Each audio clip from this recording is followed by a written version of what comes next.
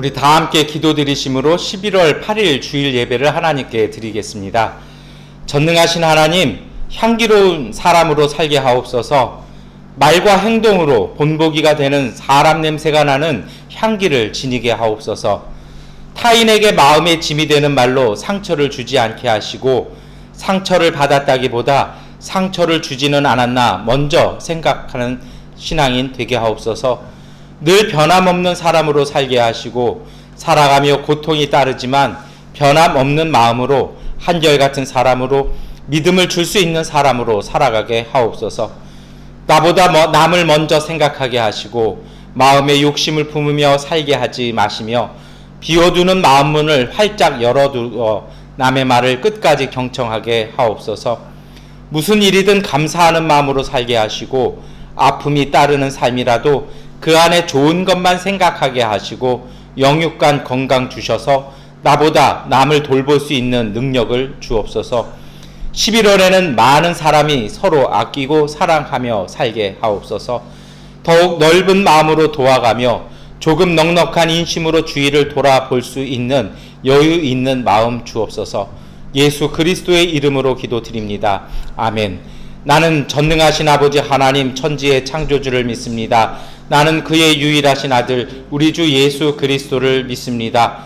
그는 성령으로 잉태되어 동정녀 마리아에게서 나시고 본디오 빌라도에게 고난을 받아 십자가에 못 박혀 죽으시고 장사된 지 사흘 만에 죽은 자 가운데서 다시 살아나셨으며 하늘에 오르시어 전능하신 아버지 하나님 우편에 앉아 계시다가 거기로부터 살아있는 자와 죽은 자를 심판하러 오십니다. 나는 성령을 믿으며 거룩한 공교회와 성도의 교제와 죄를 용서받는 것과 몸의 부활과 영생을 믿습니다. 아멘. 주님의 성령 지금 이곳에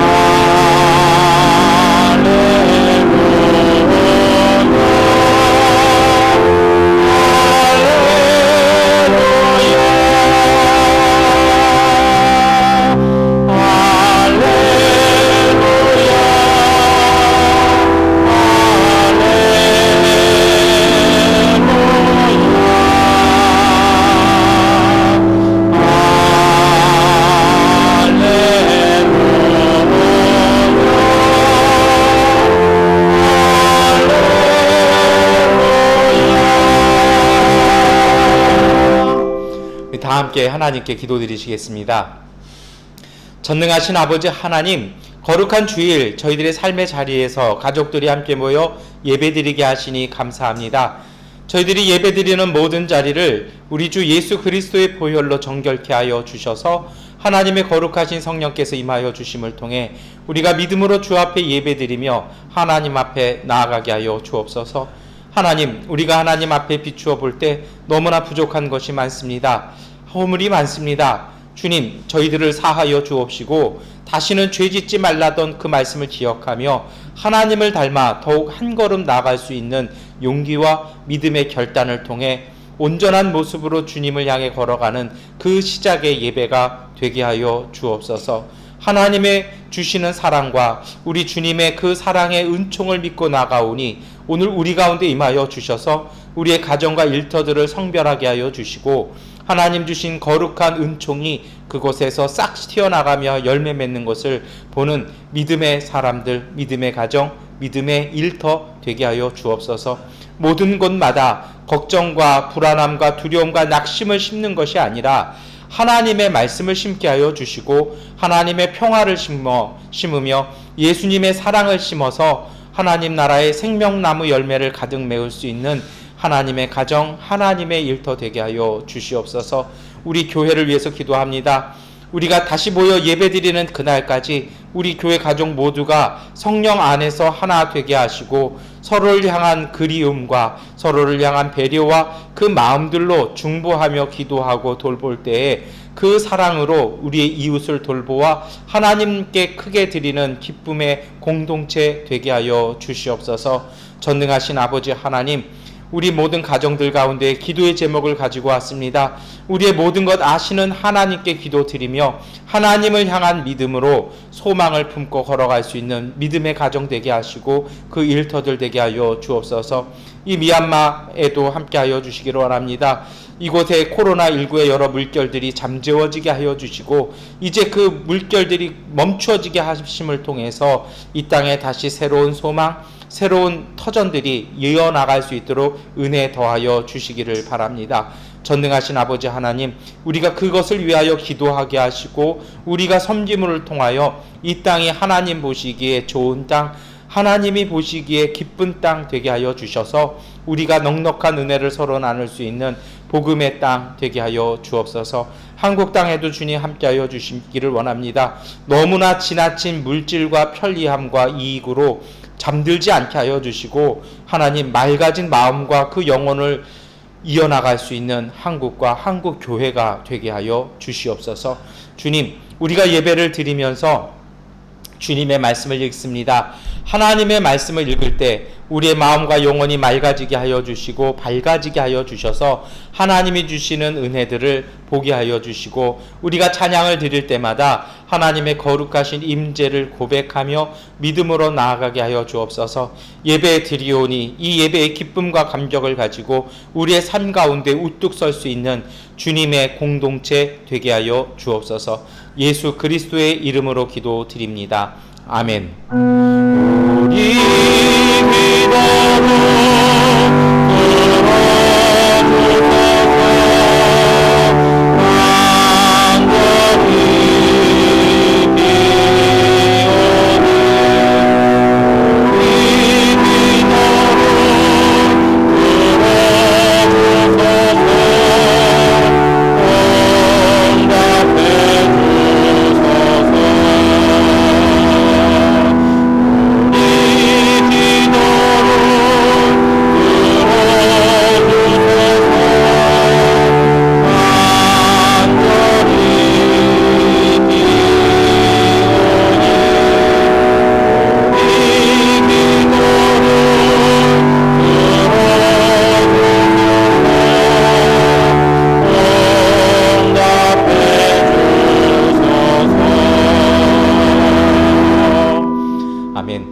구약성서의 말씀을 봉독해 드리겠습니다. 구약성서의 말씀은 이사야서 40장 21절부터 31절까지의 말씀입니다. 이사야서 40장 21절부터 31절까지의 말씀을 세번역본으로 봉독해 드리겠습니다. 너희가 알지 못하였느냐? 너희가 듣지 못하였느냐? 태초부터 너희가 전에 들은 것이 아니냐? 너희는 땅의 기초가 어떻게 세워졌는지 알지 못하였느냐? 땅 위에 저 푸른 하늘에 계신 분께서 세상을 만드셨다. 땅에 사는 사람들은 하나님 보시기에는 메뚜기와 같을 뿐이다. 그는 하늘을 마치 엷은 휘장처럼 펴셔서 사람이 사는 장막처럼 쳐 놓으셨다. 그는 통치자들을 허수아비로 만드시며 땅의 지배자들을 쓸모없는 사람으로 만드신다. 이 세상의 통치자들은 풀포기와 같다. 심기가 무섭게, 씨를 뿌리기가 무섭게, 뿌리를 내리기가 무섭게 하나님께서 입김을 부셔서 말려버리시니 마치 강풍에 날리는 건불과 같다. 거룩하신 분께서 말씀하신다. 그렇다면 너희가 나를 누구와 견주겠으며 나를 누구와 같다고 하겠느냐. 너희는 고개를 들어서 저 위를 바라보아라. 누가 이 모든 별을 창조하였느냐. 바로 그분께서 천체를 수요를 세워 불러내신다. 그는 능력이 많으시고 힘이 세셔서 하나하나 이름을 불러 나오게 하시니 하나도 빠지는 일이 없다. 야곱아, 내가 어찌하여 불평하며 이스라엘아, 내가 어찌하여 불만을 토로하느냐. 어찌하여 주님께서는 나의 사정을 모르시고 하나님께서는 나의 정당한 권리를 지켜주시지 않는다 하느냐. 너는 알지 못하였느냐. 너는 듣지 못하였느냐. 주님은 영원하신 하나님이시다. 땅끝까지 창조하신 분이시다.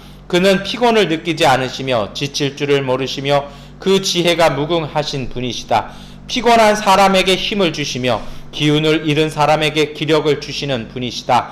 비록 젊은이들이 피곤하여 지치고 장정들이 맥없이 비틀거려도 오직 주님을 소망으로 삼는 사람은 새 힘을 얻으리니 독수리가 날개를 치며 솟아오듯 올라갈 것이요 뛰어도 지치지 않으며 걸어도 피곤하지 않을 것이다. 아멘. 복음서의 말씀을 봉독해 드리겠습니다. 마태복음서 25장 1절부터 13절까지의 말씀을 세번역본으로 봉독해 드리겠습니다. 그런데 하늘나라는 저마다 등불을 들고 신랑을 맞으러 나간 10처녀에 비길 수 있을 것이다. 그 가운데서 5은 어리석고 5은 슬기로웠다. 어리석은 처녀들은 등불은 가졌으나 기름은 갖고 있지 않았다. 그러나 슬기로운 처녀들은 자기들의 등불과 함께 통에 기름도 마련하였다. 신랑이 늦어지니 처녀들은 모두 졸다가 잠이 들었다. 그런데 한밤중에 외치는 소리가 났다. 보아라, 신랑이다. 나와서 맞이하여라. 그때 그 처녀들이 모두 일어나서 제 등불을 손질하였다. 미련한 처녀들이 슬기로운 처녀들에게 말하기를 우리 등불이 꺼져가니 너희의 기름을 좀 나누어 다오 하였다. 그러나 슬기로운 처녀들이 대답을 하였다. 그렇게 하면 우리에게나 너희에게나 다 모자랄 터이니 안 된다. 차라리 기름 장수들에게 가서 사서 써라. 미련한 처녀들이 기름을 사러 간 사이에 신랑이 왔다. 준비하고 있던 처녀들은 신랑과 함께 혼인 잔치에 들어가고 문은 닫혔다. 그 뒤에 나머지 처녀들이 와서 주님, 주님 문을 열어 주십시오 하고 애원하였다. 그러나 신랑이 대답하기를 내가 진정으로 너희에게 말한다. 나는 너희를 알지 못한다 하였다. 그러므로 깨어 있으라. 너희는 그 날과 그 시각을 알지 못하기 때문이다. 아멘. 이곳에 생명샘 솟아나 찬송하시겠습니다.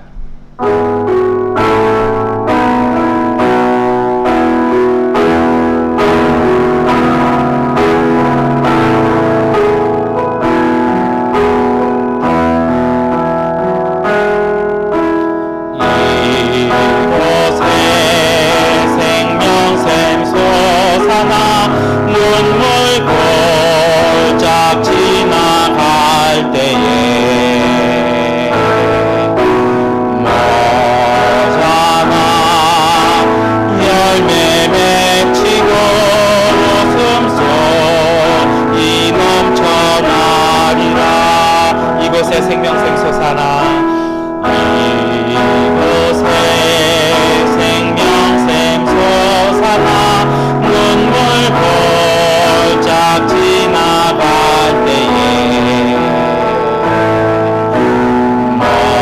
모자라 열매 맺히고 웃음소리 넘쳐나리라. 꽃들도 구름도 바람도 넓은 바다도 찬양하라 찬양하라 입술로 하늘을 울리며 노래해 나의 영혼아. 은혜의 주 은혜의 주 은혜의 주 꽃들도 구름도 바람도 넓은 바다도 찬양하라 찬양하라 입술로 하늘을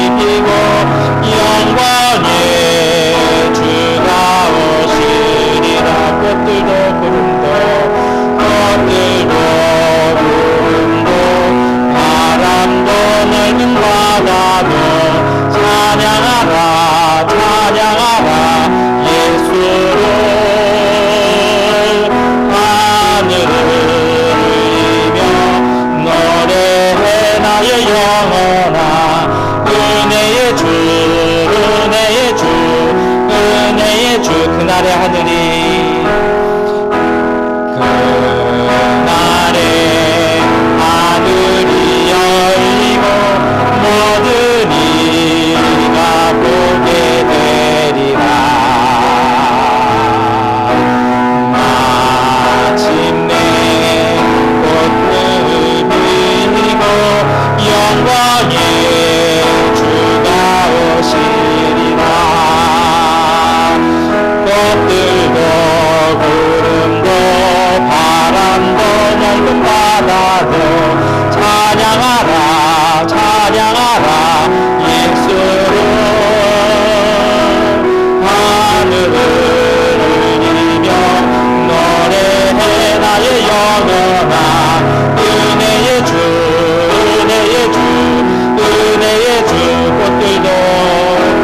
꽃들도 구름도 바람도 넓은 바다도 찬양하라 찬양하라 예수를. 하늘을 울리며 노래해 나의 영혼아. 찬양하라 찬양하라 찬양하라.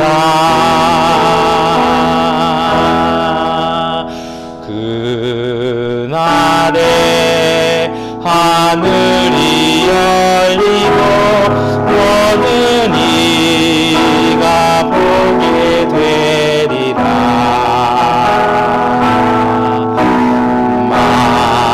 마침내 꽃을 입히고 영광의 주가 오시리라. 아멘. 서신서의 말씀을 같은 목소리로 함께 봉독하겠습니다. 서신서의 말씀은 데살로니가전서 4장 13절부터 18절까지의 말씀을 세번역본으로 봉독하겠습니다. 우리 모두 함께 읽겠습니다. 형제 자매 여러분, 우리는 여러분이 잠든 사람의 문제를 모르고 지내는 것을 원하지 않습니다. 여러분은 소망을 가지지 못한 다른 사람들과 같이 슬퍼하지 않아야 할 것입니다. 우리는 예수께서 죽으셨다가 살아나신 것을 믿습니다. 이와 같이 하나님께서 예수 안에서 잠든 사람들도 예수와 함께 데리고 오실 것입니다. 우리는 주님의 말씀으로 여러분에게 이것을 말합니다. 주님께서 오실 때까지 살아남아 있는 우리가 이미 잠든 사람들보다 결코 앞서지 못할 것입니다. 주님께서 호령과 천사장의 소리와 하나님의 나팔 소리와 함께 친히 하늘로부터 내려오실 것이니 그리스도 안에서 죽은 사람들이 먼저 일어나고 그런 다음에 살아남아 있는 우리가 그들과 함께 구름 속으로 이끌려 올라가서 공중에서 주님을 영접할 것입니다. 이리하여 우리가 항상 주님과 함께 있을 것입니다. 그러므로 여러분은 이런 말로 서로 위로하십시오. 아멘. 함께 참여하겠습니다. 이 말씀 따라 사는 동안 지치지 않게 하시고 이 말씀 따라 사는 동안 주님 나라 임하소서. 이 말씀 따라 사는 동안 지치지 않게 하시고 이 말씀 따라 사는 동안 주님 나라 임하소서.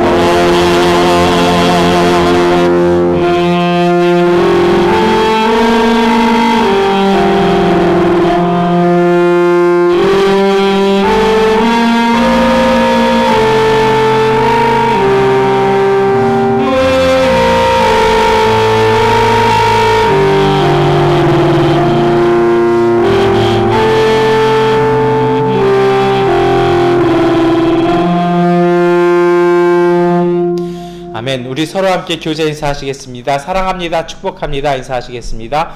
사랑합니다. 축복합니다. 아멘. 우리 한 번 더 인사하실 때요. 하나님께서 우리에게 큰 은혜 주십니다. 인사하시겠습니다. 하나님께서 우리에게 큰 은혜 주십니다. 우리 한 번 더 인사하실 때 코로나19 주님의 은혜로 승리합니다. 인사하시겠습니다. 코로나19 주님의 은혜로 승리합니다. 아멘. 여러분, 오늘 복음서의 말씀을 이렇게 읽어보면 이런 결혼식도 있나 이런 생각이 듭니다. 예수님께서 열처녀의 비유를 이렇게 말씀을 하시죠. 마태복음 25장 안에는 하나님 나라에 대한 비유들이 이렇게 나오는데, 그 중에 첫 번째, 다시 말해서 오퍼레이션 역할을 하는 것이 바로 열처녀 비유고 결혼식에 관련된 것입니다.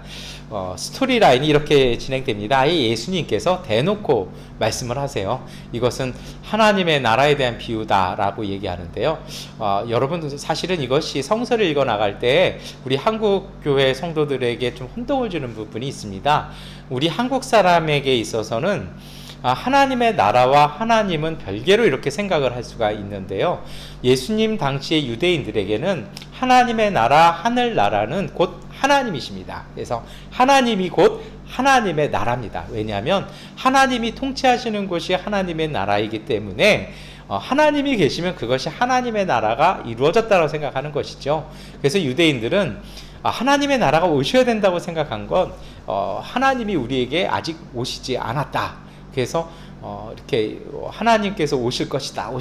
그것이 이제 메시아 사상인데요. 예수님은 복음이 무엇이냐면 그 하나님이 이미 오셨다라는 겁니다. 그래서 회당에서도 뭐라고 말씀하십니까? 이사야의 글을 골라서 그것을 펴서 읽고 나셔서 내려놓으시면서 이 말씀이 다 이루어졌다라고 말씀하신 것이 그것입니다. 그래서 하나님 나라에 대한 비유라는 예수님의 말씀은 이것이 곧 하나님에 대한 비유고 우리와 함께 하시는 하나님에 대한 말씀이라는 것입니다. 그래서 이것을 그런 이해를 염두에 두시고 말씀을 이렇게 읽어 나가시는 것이 좋습니다. 이 예수님은 이 비유를 결혼 예식에서 벌어진 일로 설명해 나가십니다. 10명의 들러리 처녀가 있었는데 5명은 슬기롭고 5명은 어리석었다라는 것입니다. 그래서 마태복음 25장 3절부터 4절까지의 말씀에 어리석은 처녀들은 등불은 가졌으나 기름은 갖지 않았다. 그러나 슬기로운 처녀들은 자기들의 등불과 함께 통에 기름도 마련하였다라고 예수님께서 친절하게 그 배경을 설명해 주십니다. 이 설명을 보면 어리석음과 슬기로운 것의 판단의 기준이 무엇입니까? 그것은 등불과 함께 기름통을 준비했다라는 것입니다. 그러면 이것이 굉장히 지혜로워서 앞에 일을 딱 예견하고 안 해도 되는 일까지 아주 디테일하게 준비한 것으로 이렇게 읽어 나가실 수 있는데요. 사실은 그거는 우리 한국 분들의 생각이시고 유대인들에게는 관습이 있었습니다. 왜냐하면 그 알라딘의 램프에 나오는 그런 등이 있잖아요. 우리 옛날 말로는 호롱불이잖아요. 이게 굉장히 작습니다. 그러면 들어가는 기름의 양이 아주 작죠. 그래서 항상 어떻게 했냐면 작은 그 기름통을 여분으로 휴대를 했습니다. 그래서 등불을 준비한다라는 것은 그 등잔과 함께 그 기름통도 함께 준비하는 것이 습관이었습니다. 그러니까 이 말씀은 어떤 겁니까? 어리석음과 슬기로움의 기준은 특별한 지혜나 아주 세밀한 그 준비의 마음, 배려의 마음이 아니라 정말 일상적으로 해야 됐던 것들을 성실하게 한 것이 그것이 바로 판단 기준이 된다라고 예수님은 그것을 말씀의 서두에 아주 딱 못 박아두고 이렇게 시작을 하는 것입니다.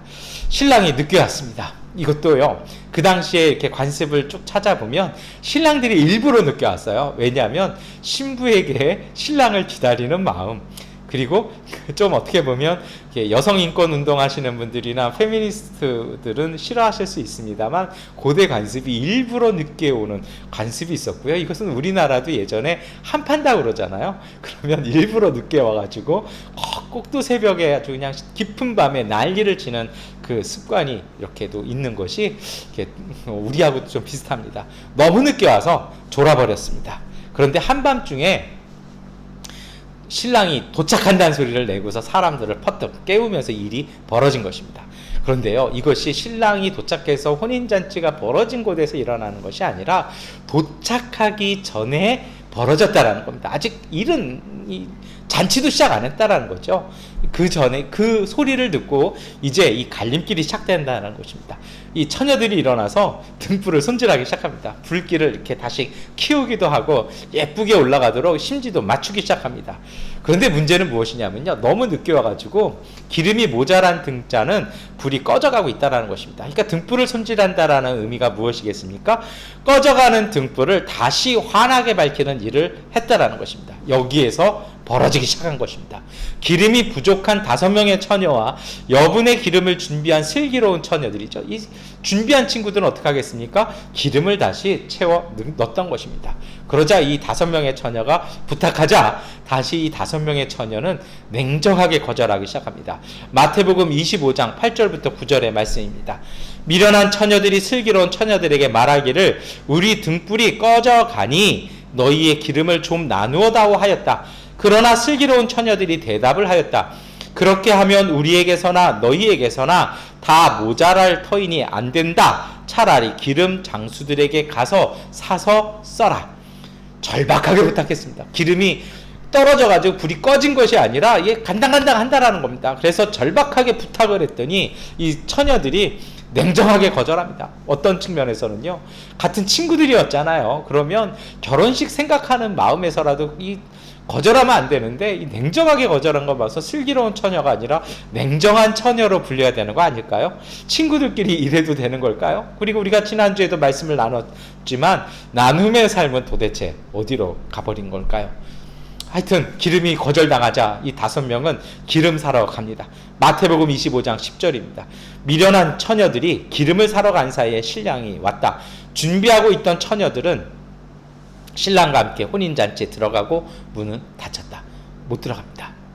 심지어는 마태복음 25장에 앞에서는 어리석다라고 얘기했는데 이제는 뭐라고 얘기합니까? 미련하다고 얘기합니다. 왜 그럴까요? 그 밤중에 기름 사서 파는 사람이 어디 있을까요? 그 늦은 밤에 파는 상인은 요즘 뭐 우리야 뭐 올데이 올라이트 하는 그런 가게들이 있습니다만 뭐 쿠팡이 새벽에는 갖다 줍니다만 그 당시에는 없었죠. 근데도 뭐 찾으러 그 기름 또 구하러 남의 집 두들긴 사람들도 있을 건데 얻었는지 안 얻었는지가 나오진 않지만 들러리 역할 못하지만 그래도 잔치는 가야 되지 않나 했지만 문이 이미 닫혔다라는 겁니다. 여러분, 이것이 무엇에 대한 비유였습니까? 하나님의 나라, 곧 하나님에 대한 비유였습니다. 그러면 하나님의 나라는 냉정하고 냉혹한 나라일까요? 마태복음 25장 12절부터 13절까지의 말씀을 우리 같이 읽겠습니다. 그러나 신랑이 대답하기를 내가 진정으로 너희에게 말한다. 나는 너희를 알지 못한다 하였다. 그러므로 깨어 있어라. 너희는 그 날과 그 시각을 알지 못하기 때문이다. 여러분, 이렇게 보면 하나님께서, 예수님께서 뭐 알지 못한다 이렇게 얘기를 하시면 이거 어떻게 이해를 해야 될까요? 사실 이 비유는 사실은 말이 안 됩니다. 상식적으로 이 말이 안 되는 부분들이 몇 군데 있습니다. 친구의 결혼식에 이 등불에 기름을 준비하지 않는 불성실한 친구가 5명이나 존재할까요? 그리고 들러리는 또 왜 10명이나 필요할까요? 그리고요, 말씀드렸습니다만 기름 없다고 결혼식 잔치에도 들어가지 못하고 쫓아내는 나는 너를 알지 못한다. 제가 친구 누굽니다라고 얘기했는데도 쫓아내는 그 신랑은 정말 이렇게 간이 부은 신랑 아닐까요?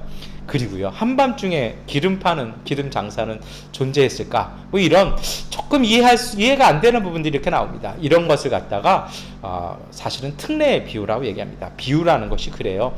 예수님께서 하나님에 대해서, 하나님 나라에 대해 설명하실 때는 비유로 많이 말씀하셨습니다.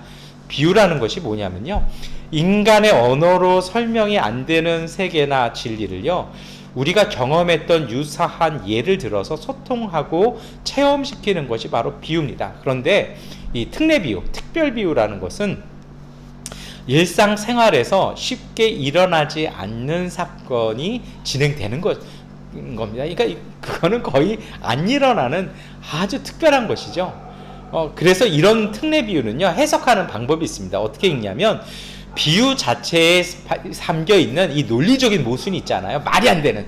그래서 저도 어떻게 신랑이 신부 친구를 모른다고 신랑이 딱 나서서 다른 잔치를 준비하고 돕는 사람들이 모릅니다 하고 딱 닫아버리는 것이 아니라 그 잔치의 주인공인 신랑이 딱 가가지고 뭐라고 얘기하는 겁니까? 나는 당신들을 모릅니다. 딱 이렇게 얘기하는 말도 안 되는 것에서 사실은 메시지를 찾아 나가는 것이, 그리고 거기에서부터 묵상을 시작하는 것이 특례 비유, 특별 비유를 묵상하고 말씀을 깨달아가는 방법이기도 합니다. 그래서 이 열처녀 비유는요, 그런 모순점에서 시작을 합니다. 그러면 이 열처녀 비유에 담겨있는 하나님 나라에 대한 가르침은 무엇일까요? 먼저 이 비유는 우리 모두가 많이 들으셨고, 특히 전도훈련이라든지 아니면 신앙 부흥회 때 많이 이제 부흥회나 이럴 때 부흥 강사들을 통해서 많이 들으셨던 말씀이기도 합니다. 또 그래서 이 말씀들은 주로 어떤 걸로 많이 설교가 됐냐면 말세 때와 재림에 대한 상징과 가르침으로 많이 설교가 되었습니다. 저도 하나님 나라에 대한 가르침이라고 이렇게 말씀을 드렸잖아요. 그러다 보니까 말세, 그때가 오기 전에, 문이 닫히기 전에 빨리 해야 된다, 이렇게 이해를 했습니다. 그래서 신랑을 예수님으로 이해해서 재림에 대한 것으로 많이 교회가 이해를 했습니다. 교회를 혼인식에 초대된 처녀들이라고, 들러리라고 생각을 했습니다. 그리고 신랑의 냉혹한 이 거부를 마지막 심판이라고 이해하면서 이 논리적 모순을 풀어보려고 했습니다. 그리고 심지어는 어떤 것도 있었냐면 종말에 대한 믿음과 인내에 대한 가르침으로도 해석을 했습니다.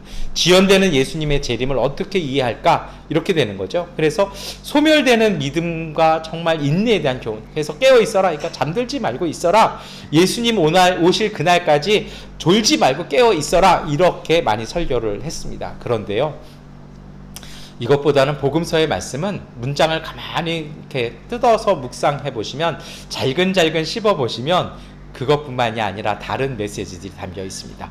오늘 이 마태복음 25장의 열처녀 이야기는 신부의 이야기가 아니라 들러리들의 이야기입니다.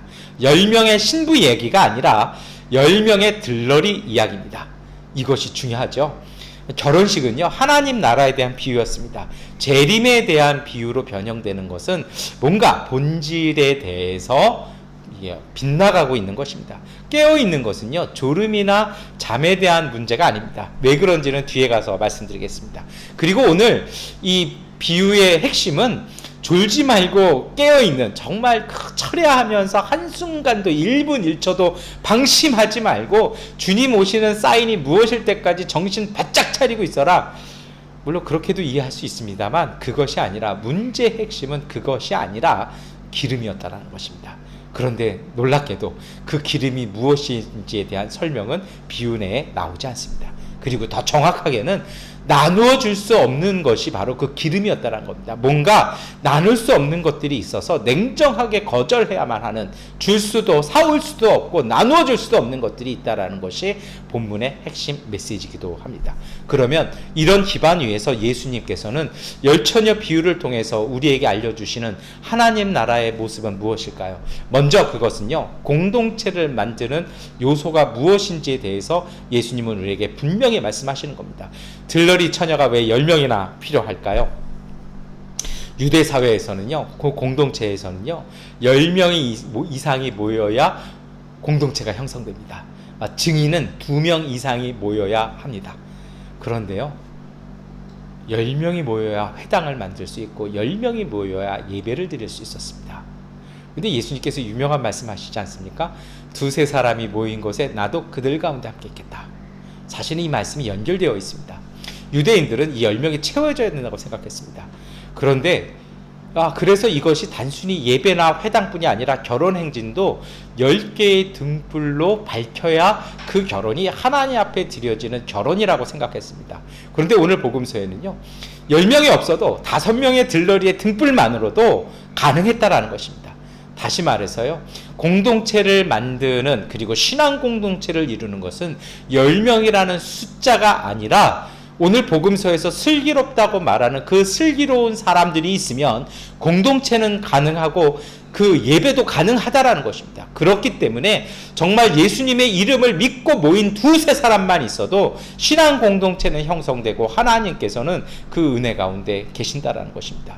공동체는 숫자가 아니라 슬기로움으로 준비되어진 사람들 통해서 이루어지고 완성된다라는 것입니다. 오늘 우리 한국교회는요, 숫자에 대해서 너무 집착합니다. 숫자가 적어서 하나님 죄송하고 민망합니다. 많이들 그렇게 개척교회에서 지하교회에서 기도하시는 것을 저도 그 기도를 이렇게 체험을 했습니다. 그런데 여러분, 숫자가 아닙니다. 하나님 앞에서는요, 정말 주님의 이름 앞에서 슬기로워진 사람들, 성실한 사람들 통해서 가능하다라는 것입니다. 숫자가 많이 모이고 몇천 명이 모이고 몇만 명이 모여야 하나님이 기뻐 받으시는 예배가 아니라는 것입니다. 광장에서 많이 모여야, 월드컵 경기장을 다 채워서 모여야 하나님이 기뻐하시는 것이 아니라 진실로 주님의 이름을 믿고 주님의 이름을 부르는 사람들의 그 기도와 그 간구와 예배를 하나님은 더 기뻐하신다라는 것입니다. 두 번째로는요, 기다림이 정말 중요하다라는 것입니다.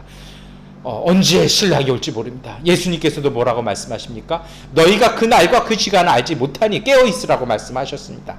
하나님의 나라, 하나님의 은혜는 우리가 원하는 시간이 아니라 하나님의 시간, 하나님의 기준에 따라 이루어진다라는 것입니다. 그 시간을 우리가 언제 알고 언제 어디서 오신다는 걸 아는 것이 중요한 것이 아니라 그 기다림을, 오심에 대해서 소망을 품고 슬기롭게 기다리며 준비하는 사람의 자세가 필요하다라는 것입니다. 여러분, 기다림은 사람을 지치게 합니다. 식사하러 갔는데 식사가 안 나오면 한국 분들은 못 견딥니다. 식당에서 막 못 견디합니다. 같이 식사를 하러 갔는데 한두 분이 안 와요. 화장실 가셔서 안 오세요. 그럼 다들 굉장히 정말 1분이 30분처럼 느껴지지 않습니까? 이 기다림은요, 사람을 지치게 하고 사람을 때로는 분노하게도 하고 사람에게 상처를 주기도 합니다.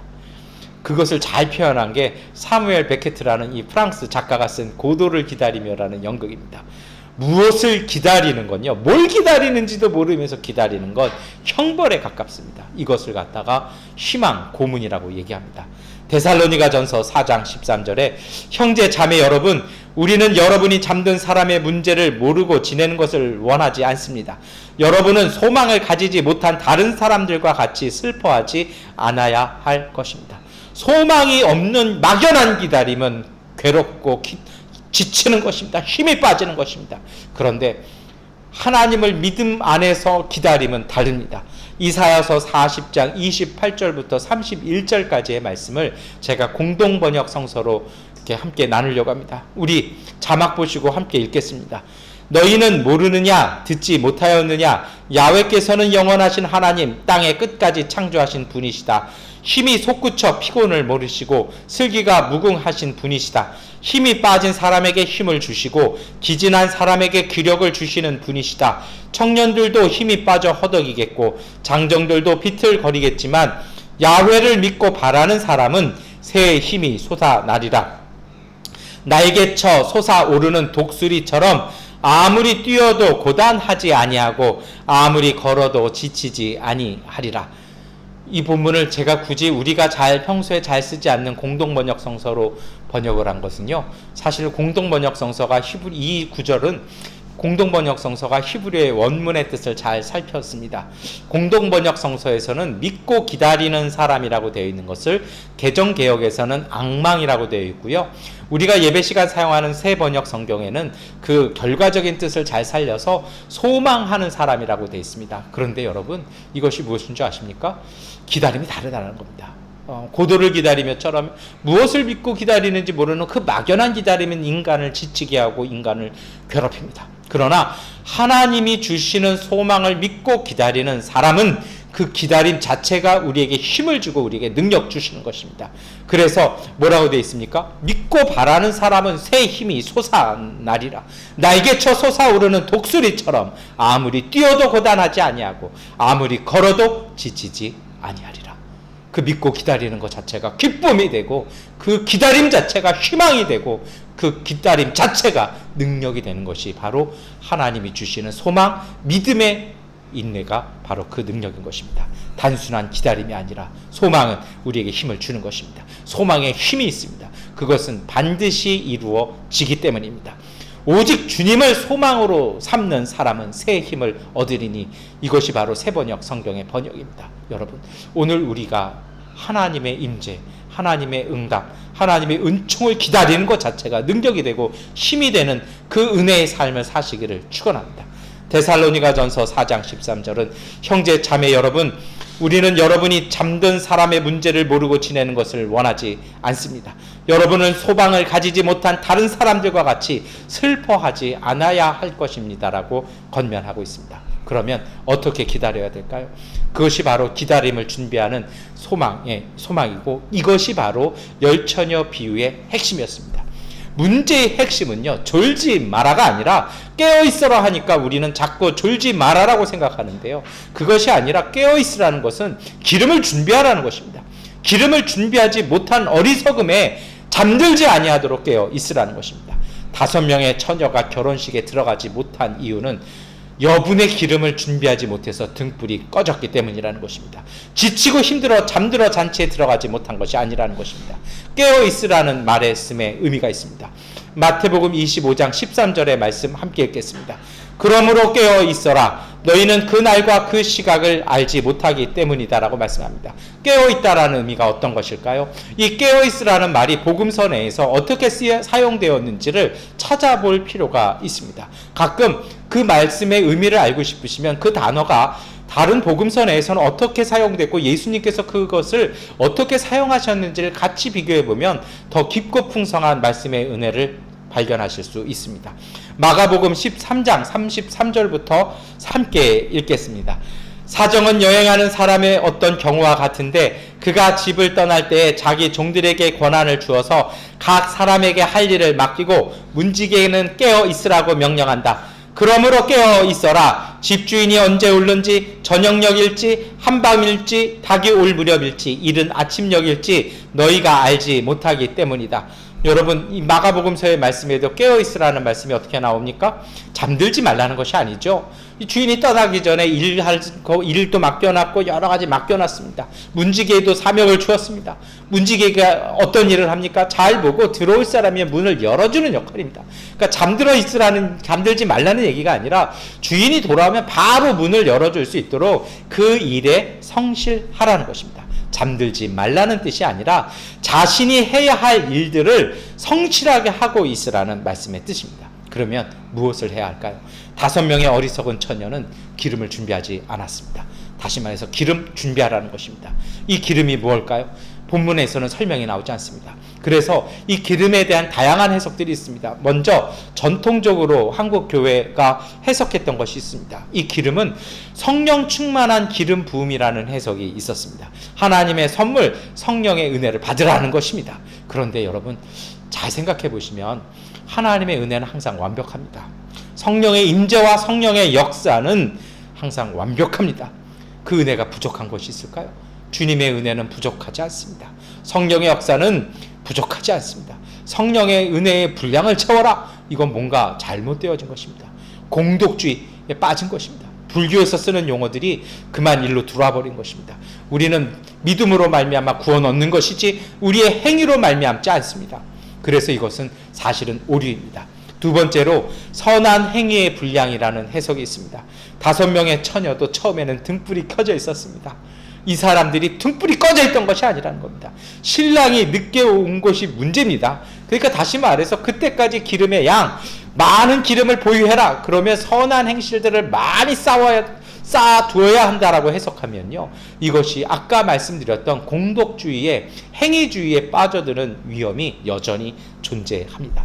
세 번째로요, 그래서 어떤 사람들은 기름 파는 곳에 가서 사와야 되고 우리가 기름 파는 곳이라고 얘기합니다. 대표적인 것이 신천지고 대표적인 것이 이단들이 이런 얘기를 합니다. 우리가 기름 파는 곳이니 우리에게 와서 우리가 파는 기름을 넣어야 그 등불이 꺼지지 않는 곳이라고 얘기합니다. 하나님의 은총을 독점해서 파는 것이 있을까요? 그것은 아닙니다. 그러면 복음서 내에서는 성경 안에서 기름은 무엇일까요? 이것은 성령이나 은혜는 아닙니다. 성령은 우리가 채우는 것이 아니라 하나님께서 주시는 은총입니다. 우리가 원한다고 해서, 우리가 바란다고 해서, 우리가 여러 가지 노력을 한다고 해서 이것은 채워지는 것이 아니라 하나님이 일방적으로 하나님께서 주시는 하나님의 사랑이고 하나님의 은총입니다. 기름을 나누어 주지 않는 슬기로운 처녀들의 거절이 있었습니다. 여러분, 이것은 섬김과 나눔의 삶 어디 간 것일까요? 이 기름에 대한 참된 의미를 이해하셔야 됩니다. 이것은 빌릴 수도 없고 나눌 수도 없는 것입니다.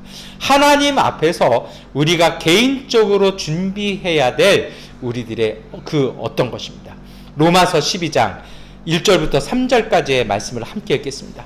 형제 자매 여러분, 그러므로 나는 하나님의 자비하심을 힘입어 여러분에게 전합니다. 여러분의 몸을 하나님께서 기뻐하실 거룩한 산 제물로 드리십시오. 이것이 여러분이 드릴 합당한 예배입니다. 여러분은 이 시대의 풍조를 본받지 말고 마음을 새롭게 함으로 변화를 받아서 하나님의 선하시고 기뻐하시고 완전하신 뜻이 무엇인지를 분별하도록 하십시오.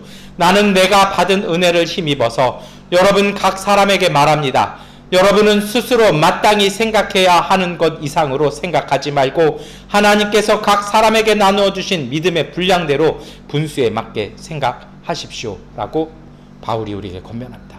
여러분, 기름은 우선 이것입니다. 우리가 믿음으로 구원받았습니다. 예수 그리스도의 보혈로 그 은총으로 구원받았습니다.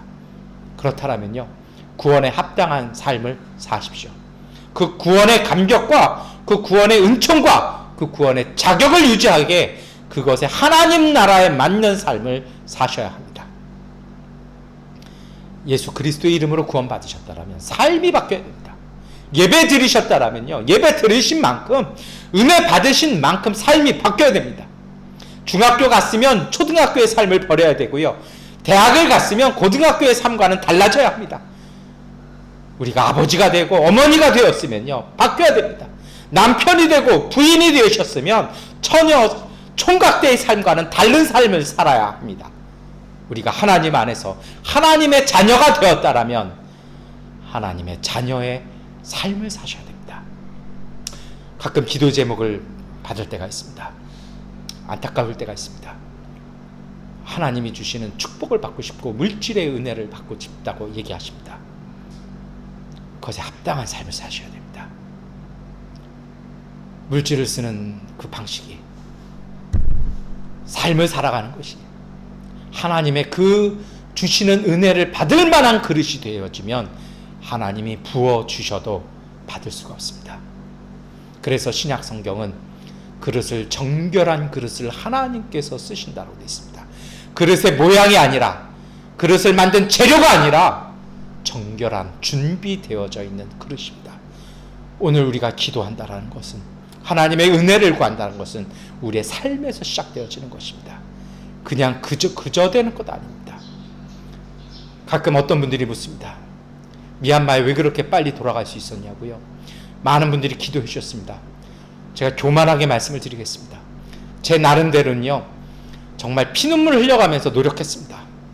상처 벌어져도 피 닦아내면서 운동했습니다. 체력 쌓아왔습니다. 하나님의 능력을, 하나님의 사역을 하고 싶다라면 그만한 준비를 하셔야 합니다. 선교 사역을 하시고 싶다고요? 선교의 마음이 아니라 선교의 능력을 쌓으셔야 됩니다. 하나님의 자녀라면요, 주님의 뜻에 합당한 하나님의 자녀답게 우리의 삶이 정결해져야 됩니다. 우리의 삶이 바뀌어지지 아니하면 은혜만 바라보고 사는 것이 아니라 그 은혜에 합당한 거룩한 삶을 매일같이 성령의 도우심 앞에서 고백하며 우리 스스로를 깨어나가고 우리 스스로를 정결하게 만드는 그 삶을 살아갈 때 하나님의 은총이 우리 가운데 채워지는 것입니다. 제 선배 목사님이 지난 주간에 글을 이렇게 쓴 것을 읽었습니다. 마음이 청결한 자는 하나님의 볼 것이요. 마음이 청결하다는 것은 마음을 비워내는 것이 아니라 그 마음 속에 청결한 것을 채워넣는 것이라는 것입니다. 여러분, 오늘 우리의 삶이 바뀌어야 됩니다. 이것이 바로 기름입니다. 그리고 이 신앙의 기름은 하나님이 오실 길을 밝히는 기름인 것입니다. 미가서 6장 6절부터 8절까지의 말씀을 우리가 6절부터 7절까지의 말씀을 함께 읽겠습니다. 내가 주님 앞에 나아갈 때 높으신 하나님께 예배 드릴 때에 무엇을 가지고 가야 합니까?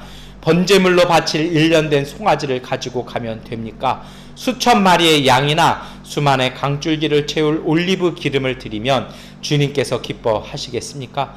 내 허물을 벗겨주시기를 빌면서 내 맏아들이라도 주님께 바쳐야 합니까? 내가 지은 죄를 용서하여 주시기를 빌면서 이 몸의 열매를 주님께 바쳐야 합니까? 저는 이것이 그 기름이 무엇이냐라고 묻는 오늘 우리들의 기도요, 우리들의 물음인 것 같습니다. 여기에 대해서 성경은 정확하게 말씀하십니다. 미가서 6장 8절의 말씀을 함께 고백하겠습니다. 너 사람아, 무엇이 착한 일인지를 주님께서 이미 말씀하셨다. 주님께서 나에게 요구하시는 것이 무엇인지도 이미 말씀하셨다. 오로지 공의를 실천하며 인자를 사랑하며 겸손히 내 하나님과 함께 행하는 것이 아니냐. 우리가 하나님과 겸손하게 행하는데 우리의 삶이 그럴 수야 없지 않겠습니까? 조금 부족하지만, 조금 염려되지만, 조금 우리가 쫓아가기 힘들지만, 그래도 하나님을 따라가는 그 삶이 하나님이 원하시는 우리가 삶에서 밝혀야 될 그 기름이라는 것입니다. 하나님의 능력과 은총을 경험한 사람들은 그 선물에 합당한 삶의 방식을 추구하게 됩니다. 선물을 주었는데 그것을 사용하지 않습니다. 묵혀둡니다. 선물을 주었는데 그것을 합당하게 쓰지 않습니다. 선물 준 사람의 마음이 어떨까요? 많이 힘들 것입니다. 여러분, 정말 그 선물을 잘 받아들이시는 분들은 그것에 합당한 삶을 살게 됩니다. 그것이 바로 정의의 실천과 약한 사람들에게 베푸는 긍휼입니다. 하나님이 그들을 배부르게 하실 것입니다. 마태복음 5장 16절의 말씀 함께 읽겠습니다. 이와 같이 너희 빛을 사람에게 비추어서 그들이 너희의 착한 행실을 보고 하늘에 계신 너희 아버지께 영광을 돌리게 하여라. 들러리는 신랑 신부가 오는 그 길을 밝혀주는 것입니다. 신랑이, 사실은 고대의 결혼은 신랑이 신부를 사전에 얼굴을 보지 못하고 결혼합니다. 심지어는 면사포로 가려놨습니다. 누가 신부인지 모릅니다. 예복 입은 사람입니다. 그래서 그 예복 입은 사람에게 잘 갈 수 있도록 들러리는 그 등불로 신부에게로 이끌어 나가는, 신랑이 갈 수 있는 길을 알려주는 것입니다. 마치 공항 활주로에 비행기 착륙할 때 그 착륙 유도등을 켜주는 것과 같은 역할입니다. 세상 사람들이 하나님께 나아갈 수 있는 그 길을 우리가 비추는 것입니다. 그것이 바로 들러리라는 것입니다. 어떻게 하나님을 향한 빛을 비출까요?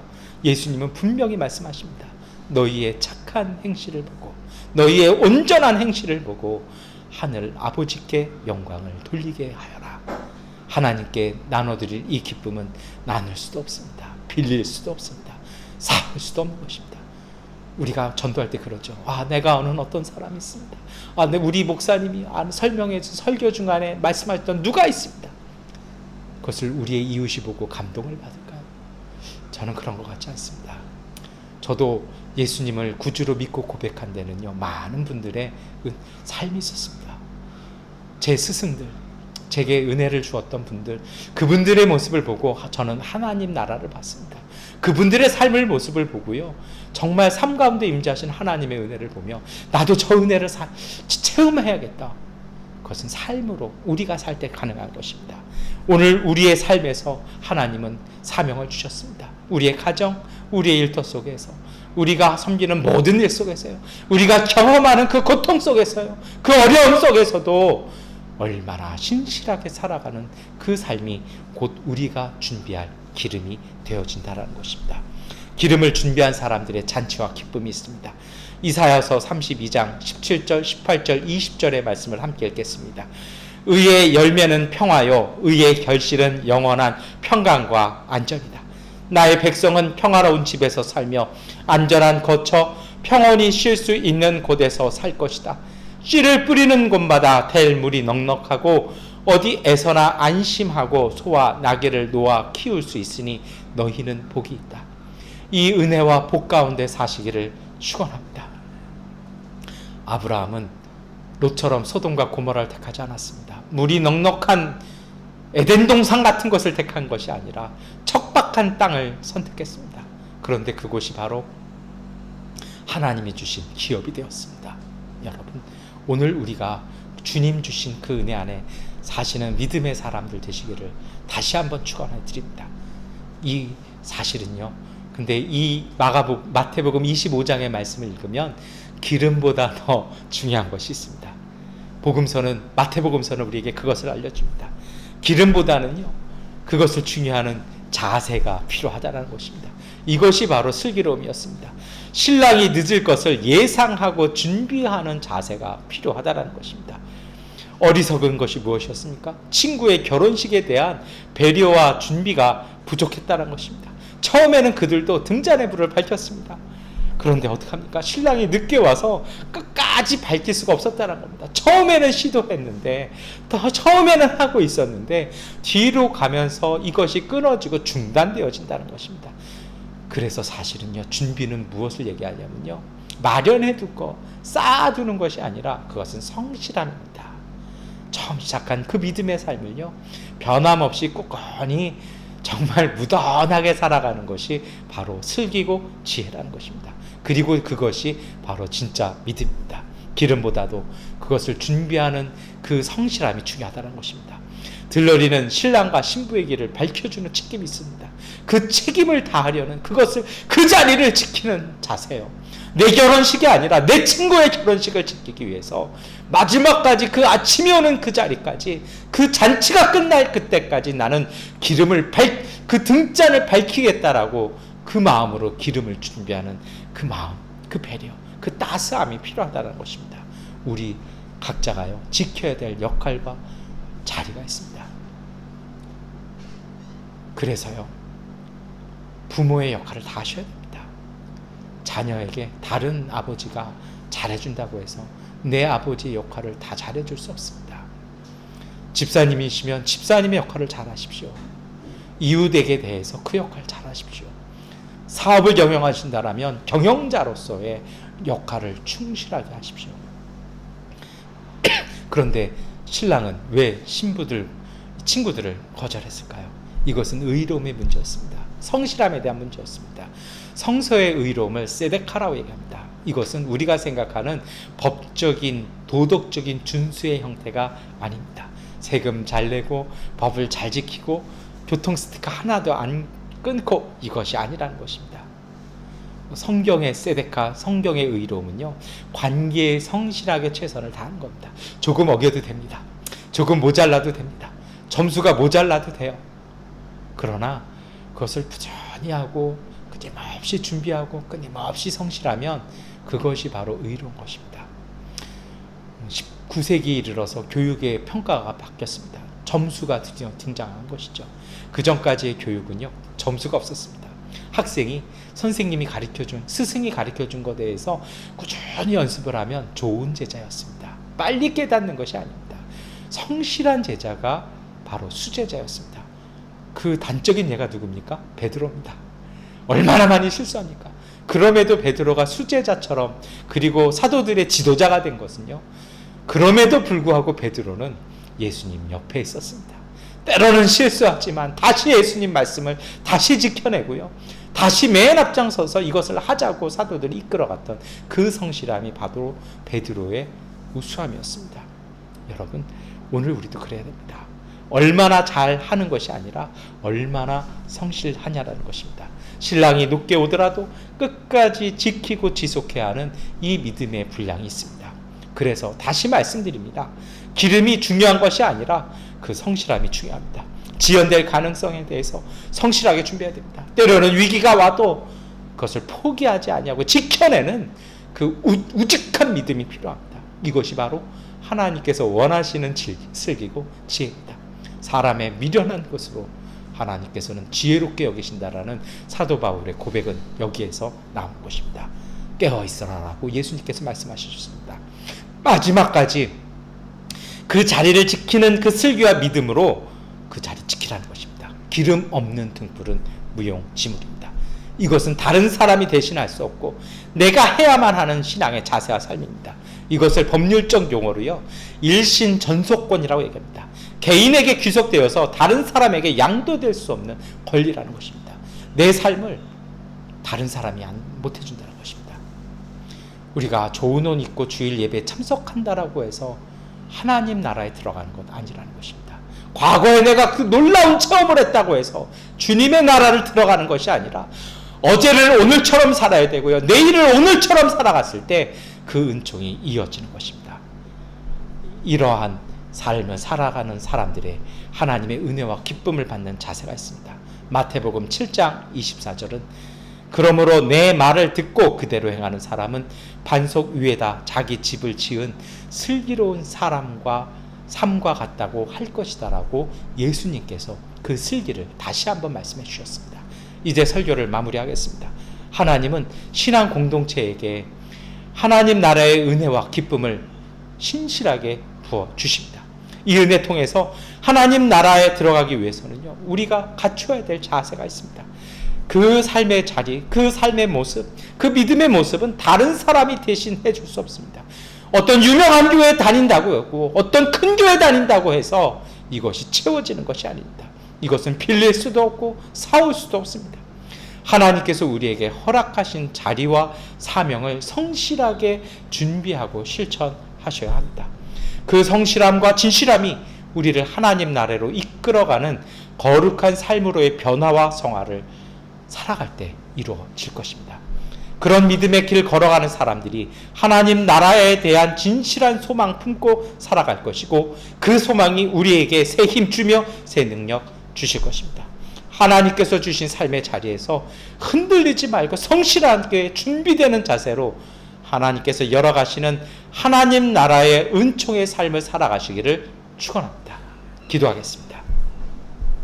하나님, 우리가 살아가면서 잃어버린 것들에 애달아 하지 아니하며 살아있는 것들에 연연해 하지 아니하며 살아가는 일에 탐욕하지 아니하며 나의 나됨을 버리고 오직 하나님이 주신 소망과 삶을 품어내어 성령의 은총이 우리 안에 살아있는 오늘이 되게 하옵소서. 가난해도 비굴해하지 아니하고 부유해도 오만하지 아니하며 모두가 나를 떠나도 외로워하지 아니하며 억울한 일 당해도 원통해하지 아니하고 소중한 것을 상실해도 자랑하지 아니하며 오늘 살아감을 감사하고 격려하는 하루가 되게 하옵소서. 비련천함에 있어도 당당하게 하시고 가진 것 없어도 욥처럼 하나님을 찬양하며 천하를 얻고도 다윗처럼 엎드려 회개하는 넓고 큰 폭의 인간으로 넉넉히 사랑을 나누며 오늘 하루를 살아가게 하여 주옵소서. 예수 그리스도의 이름으로 기도드립니다. 아멘. 찬송가 292장 찬송하시겠습니다.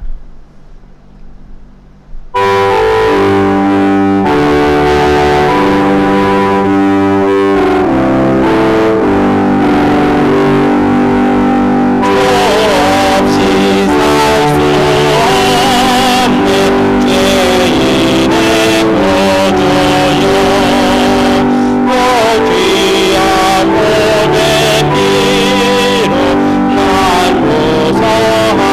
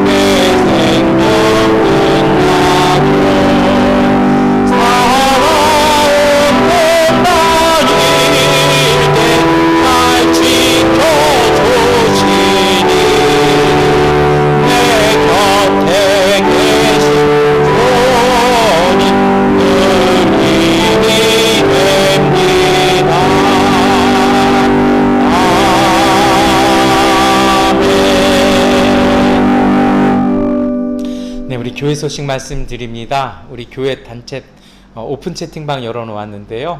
우리 서로 교제 인사도 해주시고 우리 근황도 알려주시고 기도 제목도 함께 나누셔서 우리 같이 서로 대면하지는 못하지만 우리가 함께 믿음 생활하는데 이렇게 함께 하셨으면 좋겠습니다. 네, 우리 다 함께 주기도문송 찬송하시겠습니다.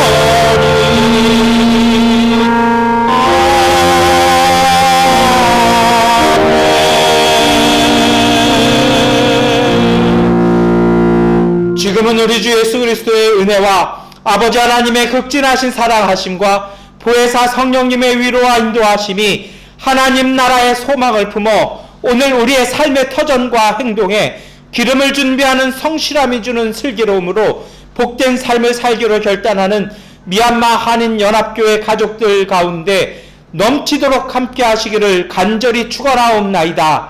아멘.